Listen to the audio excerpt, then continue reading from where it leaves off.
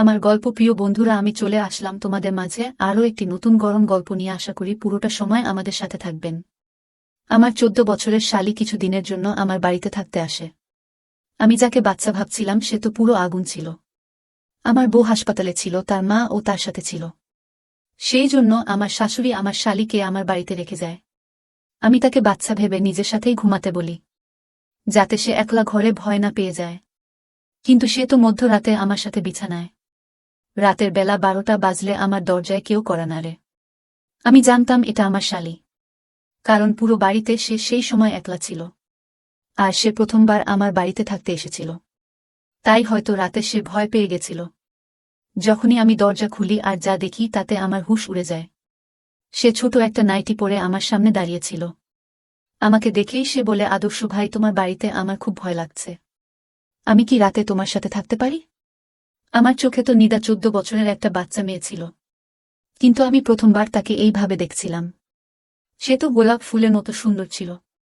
14 বছর বয়সেই সে যুবতী হয়ে গেছিল।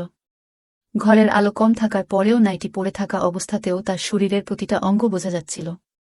সে আমার বউয়ের ছোট বোন ছিল। এটা ভেবে আমি তার দিক থেকে চোখ সরিয়ে নিই, আর তার শোয়ার জন্য সোফাতে বালিশ দিয়ে দিই, আর নিজে বিছানায় গিয়ে মোবাইল দেখতে থাকি। আমার বিয়ে হয়েছে 5 বছর হতে চলল। আমার বিয়ের সময় নিদা একটা 9 বছরের বাচ্চা ছিল। আমি আমার শ্বশুর বাড়িতে খুব কম যাতায়াত করতাম, সেই জন্য আমি এখনো নিদাকে বাচ্চাই ভাবি। কিন্তু আমি কি করে জানব যে সে এখন যুবতী হয়ে গেছে? আমি মন দিয়ে মোবাইল দেখছিলাম, আর নিদা সোফাতে শুয়েছিল। রাতে মোবাইলের মধ্যে ও এমন কিছু জিনিস চোখে পড়ছিল, যেগুলো দেখে আমি নিজেও গরম হয়ে পড়ছিলাম। আমি নিদাকে জিজ্ঞাসা করি, কোনো সমস্যা নেই তো? তখন নিদা বলে, আদর্শ ভাই, সোফাটা অনেক ছোট, আর আমার পা সোফার বাইরে বেরিয়ে যাচ্ছে, যার জন্য আমি ঠিক করে শুতে পারছি না। নিদার কথা শুনে আমি বলি, ঠিক আছে, তুমি বিছানায় চলে এসো। আর নিজের বালিশ নিয়ে উঠে বসতে যাচ্ছিলাম, কিন্তু নিদা আমার হাত ধরে আটকে দেয় আর বলে, আদর্শ ভাই, তুমি কি সারা রাত বসে থাকবে? আমার সাথে এখানেই শুয়ে পড়ো, আমার কোনো অসুবিধা হবে না। আমার জন্য নিদার শরীরের দিক থেকে চোখ সরিয়ে রাখা তা ভীষণ মুশকিলের কাজ ছিল। আমি অনেক কষ্টে নিদার কথা শুনে অন্যদিকে ঘুরে শুয়ে পড়ি আর মোবাইল দেখি। আমি বুঝতে পারিনি কখনো আমি ঘুমিয়ে পড়েছিলাম। আমার ঘুমানোর কিছুক্ষণ মাত্র হয়েছিল, আর হঠাৎই আমার চোখ খুলে যায়, আর আমার গায়ের লোম খাড়া হয়ে যায়। আমি ভাবতেও পারিনি যে যাকে আমি একটি কম বয়সী বাচ্চা মনে করছিলাম সে তো পুরো আগুন। প্রতি মুহূর্তে আমার মনে আগুন সৃষ্টি হচ্ছিল। অনেক কষ্ট করে আমি নিজেকে সামলে নিচ্ছিলাম, কিন্তু তারপর নিদা আমার সাথে এমন কিছু করল যাতে আমার পায়ের তলার মাটি সরে গেল। আর না চেয়েও আমি তার কথা মেনে নিতে বাধ্য হয়ে গেলাম। আমার আর সাবার বিয়ে হয়েছে 5 বছর হল। এই 5 বছরের মধ্যে এমন একটাও দিন ছিল না যেদিন সাবা আমাকে খুশি রাখার চেষ্টা করেনি। সে সবসময় আমাকে খুশি রাখার চেষ্টা করত। আমার আর সাবার প্রথম কলেজে দেখা হয়েছিল। আমাদের প্রেম ভালোবাসার সম্পর্ক বাড়তে বাড়তে বিয়ে অবধি পৌঁছে যায়। যখন আমি সাবার কথা বাড়িতে জানাই, তখন আমার মা এই বলে মানা করে দেয় যে বংশের বাইরের কোনো মেয়ের সাথে বিয়ে দেওয়া সম্ভব নয়। কিন্তু আমার আর সাবার ভালোবাসা এতটাই এগিয়ে গেছিল যে সেখান থেকে পিছিয়ে আসার আর কোনো রাস্তা ছিল না। তাকে ছাড়া এক মুহূর্ত থাকার কথা আমি ভাবতেও পারতাম না। আমরা দুজনের ভালোবাসার সমস্ত সীমারেখা পার করে দিয়েছিলাম। সমস্ত রকম সম্পর্ক আমাদের মধ্যে তৈরি হয়ে গেছিল। কলেজে যাওয়ার পর আমরা দুজনে একে অপরের হাত ধরে বাইরে বেরিয়ে যেতাম, আর কলেজে পাশে তৈরি হওয়া ছোট ছোট হোটেলে নিজেরা সময় কাটাতাম। আমি নিজের মাকে রাজি করার অনেক চেষ্টা করেছিলাম, কিন্তু সে কোনোভাবেই এই বিয়েতে রাজি ছিল না। আর আমি সাবার সাথে পালিয়ে গিয়ে বিয়ে করে নিই। যখন আমার মা বাবা এই বিয়ের কথা জানতে পারে, তখন তারা আমায় বাড়ি থেকে বের করে দেয়। আমি তখন কোনো চাকরি করতাম না, আর না কোনো উপার্জন ছিল আমার। আর যখন সাবার পরিবার এই কথা জানতে পারে, তখন তারাও আমাদের বিয়ে মেনে হয় না। তার কারণ ছিল, আমি তখনও বেকার ছিলাম, আমার নির্দিষ্ট কোনো উপার্জন ছিল না। অনেক কষ্ট আমি সাবার বাড়ির লোকদের রাজি করাই, কিন্তু সাবার বাড়ির লোক আমাদের সাথে মেলামেশা বন্ধ করে দেয়। অনেক দিন পর্যন্ত আমি আর সাবা বহু কষ্টে জীবন যাপন করেছি। কিন্তু যখন আমি চাকরি পাই, তখন আমার অবস্থা কিছুটা ভালো হয়। তখন সাবা নিজের বাড়ির লোকেদের সাথে মেলামেশা শুরু করে, কিন্তু আমি তাদের একদম পছন্দ করতাম না, কারণ যখন খারাপ সময় ছিল তখন তারা আমার কথা ভাবেনি, আমাকে আপন করে নেয়নি। সেই জন্য আমি সবার বাড়িতে খুব একটা যেতাম না, হয়তো বছরে একবার বা দুবার যেতাম। সেই জন্য আমি সবার বোন নিদাকে ভালোভাবে কখনো দেখিনি, আর তার সাথে খুব একটা কথাও হতো না। সেই জন্য বুঝতে পারিনি এখন সে 14 বছরের সুন্দরী মেয়ে হয়ে গেছিল। ভগবান আমাকে অনেক দিন পুরুষত্ব থেকে দূরে রেখেছিল। অনেক চিকিৎসা করার পর সাবা এখন সন্তানের জন্ম দিতে চলেছে। আমার পরিবারের তো কেউ ছিল না, সেই জন্য বাধ্য হয়ে সাবার মাকে ডাকতে হয়েছিল। যখন আমরা সাবাকে নিয়ে হাসপাতালে গেলাম তখন তারা বলল যে 2 দিন তাকে হাসপাতালে থাকতে হবে। গর্ভবতী থাকাকালীন সময়ে সে খুব কমজোর হয়ে গেছিল, সেই জন্য তার কষ্টটা একটু কঠিন ছিল।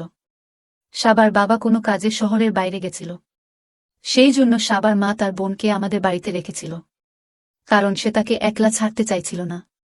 আমি অনেকদিন বাদে সাবার বোন নিদাকে দেখেছি, আর আমি তাকে দেখে হয়রান হয়ে যাই। আমি তো সাবার সুন্দরের জন্য পাগল ছিলাম, কিন্তু তার ছোট বোন তো তার থেকে অনেক বেশি সুন্দরী ছিল। নিদাকে দেখে আমি সাবাকে ভুলে গেছিলাম। সাবার না থাকাকালীন অবস্থায় নিদা ঘরের সব কাজ খুব ভালোভাবে করত, আর এমনটা মনেই হতো না যে সাবা বাড়িতে নেই। সে সারা বাড়ি পরিষ্কার করে ঘুমানোর ব্যবস্থা করছিল। তখন আমি ও নিজের ঘরে চলে গেলাম, কিন্তু কিছুক্ষণ পর যখন দরজার কড়া নাড়ার আওয়াজ শুনতে পেলাম তখন আমি বুঝে গেছিলাম যে নিদা এসেছে।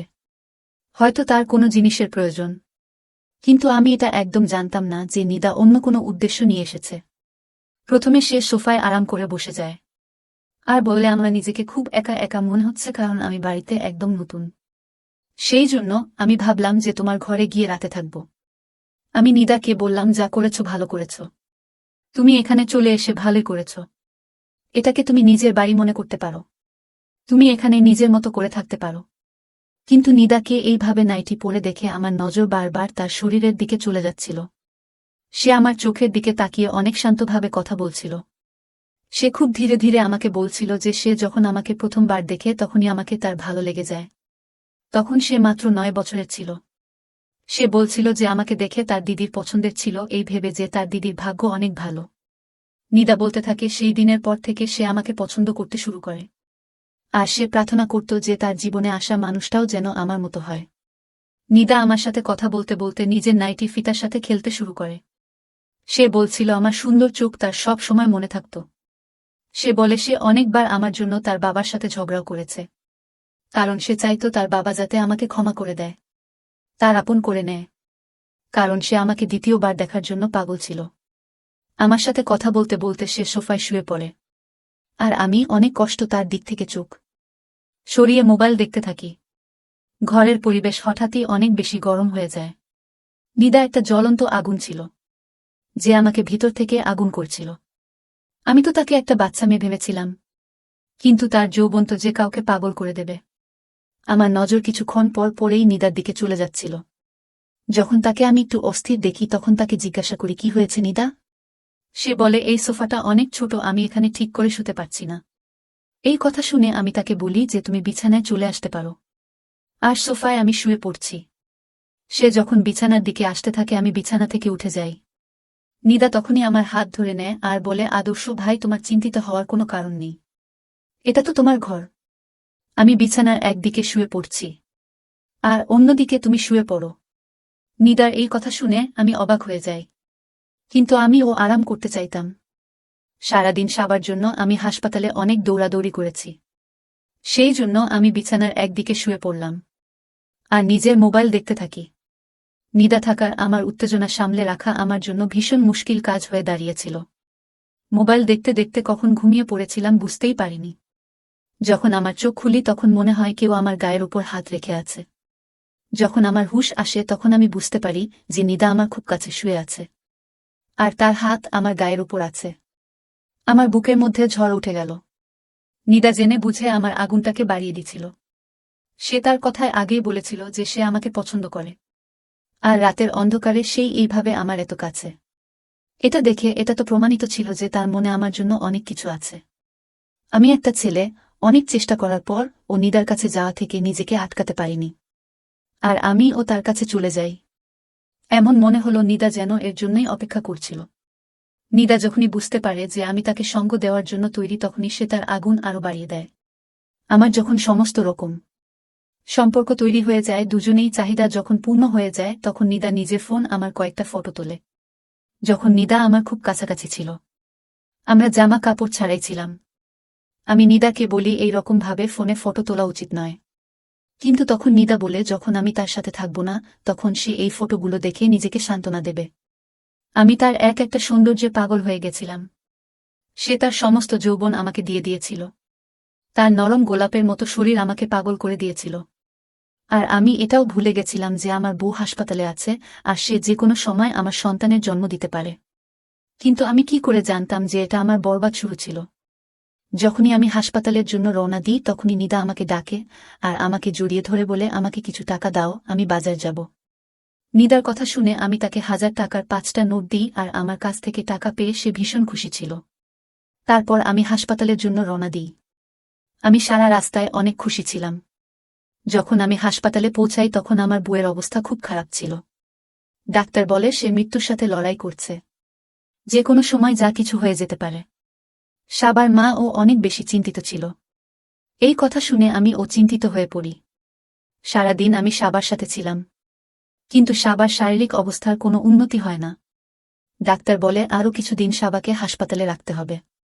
এই কথা শুনে না জানি আমি কেমন একটা শান্তি অনুভব করি। যতদিন সাবা হাসপাতালে থাকবে ততদিন আমি নিদার সাথে সময় কাটাতে পারব। আমি ডাক্তারকে বললাম দেখো যেন আমার সন্তানের কিছু না হয়। ডাক্তার আমাকে আশ্বাস দেন। রাত পর্যন্ত আমি হাসপাতালে থাকি। রাতের সময় আমি সাবার মাকে বলি যে নিদা বাড়িতে একা আছে, আমাকে বাড়ি চলে যাওয়া উচিত, কারণ হাসপাতালে সাবার সাথে কোনো মহিলাই থাকতে পারবে। সেই জন্য সাবার মায়ের থাকাটা দরকার ছিল। আমি যখন হাসপাতাল থেকে বাড়ি ফিরি তখন নিদা অনেক খুশি ছিল। সে অনেক শাড়ি কিনেছিল আর এক একটা শাড়ি পরে পরে আমাকে দেখাচ্ছিল। সে আমাকে দেখে একটুও লজ্জা পাচ্ছিল না। সে খুব সহজেই আমার সামনে কোনো ওড়না ছাড়াই ঘুরে বেড়াচ্ছিল। তার জামা শরীরে এতটাই ফিটিং ছিল যে তার প্রতিটা অঙ্গ বোঝা যাচ্ছিল। সে যখনই আমার কাছে আসত তখন আমি সব হুঁশ হারিয়ে ফেলতাম। হঠাৎ এসে আমাকে জিজ্ঞাসা করে আমি কি দিদির আলমারি খুলতে পারি। আমি বলি এটা জিজ্ঞাসা করার কি আছে, তোমার দিদিরই তো আলমারি। তখন সে বলে তাহলে আমাকে চাবি দাও। আমি তাকে চাবি দিই আর সে আলমারির সব জিনিস দেখতে থাকে।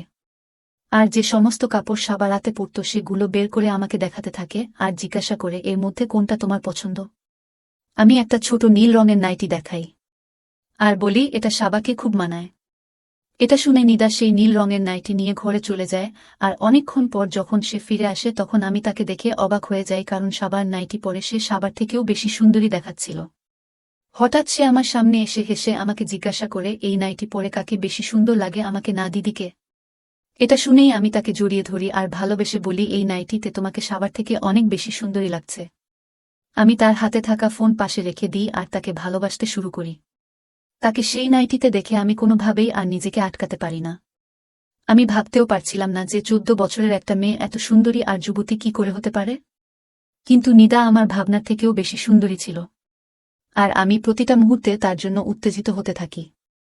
সারা রাত এইভাবে কাটার পর সকালে যখন আমি হাসপাতালে পৌঁছাই তখন জানতে পারি যে আমার বউ একটা মৃত সন্তানের জন্ম দিয়েছে। এটা শুনে আমার অবস্থা খারাপ হয়ে যায়। আমার বউয়ের অবস্থা অনেক বেশি খারাপ ছিল। ডাক্তার তাকে ভালো করার সমস্ত রকম চেষ্টা করছিল। সন্ধ্যার দিকে সে যখন একটু ভালো হয় ডাক্তার তখন তাকে হাসপাতাল থেকে ছুটি দিয়ে দেয়। আমি খুব সাবধানে সাবাকে নিয়ে বাড়ি চলে আসি। সাবাকে দেখে নিদার মুখের রং ফিকে হয়ে যায়। সে অদ্ভুতভাবে সাবাকে দেখছিল আর একটা সময়ে সে ঘরে থেকে বেরিয়ে যায়। আমি সাবাকে ধীরে ধীরে নিয়ে গিয়ে বিছানায় শুইয়ে দিই। সাবার মা আমাকে তার ওষুধের ব্যাপারে বোঝাচ্ছিল। আমি আর মা বারান্দায় গিয়ে বসি এবং সাবার মায়ের কথা শুনছিলাম। তখনই আমি নিদাকে সাবার ঘরে যেতে দেখি। আমি একটু ভয় পেয়ে যাই, তবে আমি জানতাম যে নিদা সাবাকে এমন কিছুই বলবে না। কিছুক্ষণ পর নিদা ঘর থেকে বেরিয়ে আসে আর নিজের মাকে বলে চলো মা এবার আমরা বাড়ি ফিরে যাই। আর তারা নিজেদের বাড়ি ফিরে যায়। আমি একবার নিদার দিকে তাকালাম যখন সে চলে যাচ্ছিল, কারণ আমি জানতাম আজকের পর থেকে আমাদের দেখা করা অনেকটা কঠিন হয়ে যাবে। কিছুক্ষণ পর আমি দুধের গ্লাস নিয়ে আমার ঘরে গেলাম, তখন দেখি সাবা চুপ করে বসেছিল। আমি তাকে জিজ্ঞাসা করলাম কি হয়েছে। কোনো ব্যাপার না, একটা সন্তান চলে গেছে তো কি হয়েছে, আমরা আবার দ্বিতীয় সন্তানের জন্য চেষ্টা করব। সাবা আমার দিকে তাকায় আর বলে যেটা আমি হারিয়ে দিয়েছি সেটা দ্বিতীয়বার আর ফিরে পাওয়া সম্ভব নয়। তার এমন কথায় আমি চমকে যাই। এই কথা শুনে আমি তার সামনে বসি আর বলি এমন কথা তুমি কেন বলছো। তখন সাবা বলে নিদা আমার নিজের বোন নয় বরং সে আমার পিসির মেয়ে। পিসির মৃত্যুর পর বাবা তাকে আমাদের বাড়িতে নিয়ে আসে। কিন্তু ছোটবেলা থেকেই নিদা আমাকে ঘৃণা করত। কারণ বাড়িতে সব জিনিস আমার ছিল, আর সে সেই সমস্ত জিনিস নিজের কাছে রাখতে চাইত যেগুলো আমার কাছে আছে। বাবা তাকে কখনো কোনো জিনিসের অভাব বুঝতে দেয়নি। তারপরেও সে অনেক হিংসে করত। তার নজর সেই সমস্ত জিনিসের উপর থাকত যেগুলো বাবা আমার জন্য আনত, যেগুলো আমি পছন্দ করি। যখন আমার তোমার সাথে বিয়ে হয় তখন তুমি আমাদের বাড়িতে বেশি যেতে না, তখন আমি শান্তি পেতাম যে সে তোমার উপর অন্তত নজর দেবে না। কিন্তু আমি বুঝতে পারিনি যে সে আমার অনুপস্থিতিতে এত কিছু করবে। সাবা আমাকে বলছিল নিদা যাওয়ার আগে সাবাকে সেই সব ভিডিও দেখিয়ে গেছে, আর সব ফটো ও দেখিয়েছে, যেখানে আমরা দুজন একসাথে ছিলাম। সাবার এও সব কথা শুনে আমি আশ্চর্য হয়ে যাই। নিদা সবকিছু ইচ্ছা করে করেছিল, আর আমি তার হাতের পুতুল হয়ে গেছিলাম। সাবার চোখে আমার জন্য শুধু ঘৃণা ছিল। সে তার সন্তান ও হারিয়ে ফেলেছিল, তার বর ও। আমি লজ্জায় তার সামনে মাথা নিচু করেছিলাম। তখন সাবা বলে নিদা যেতে যেতে তার কাছ থেকে নীলে রঙের নাইটি চেয়ে নিয়ে গেছে, কারণ সেই নাইটি আমার থেকেও নিদা শরীরে বেশি ভালো লাগে বলে তুমি মনে করো। আমার এমন মনে হচ্ছিল যেন সাবার প্রতিটা কথা আমার বুকে আঘাত করছিল। সময়ের নিষ্ঠুর পরিহাসের জন্য আমার পুরো জীবন নষ্ট হয়ে গেছিল।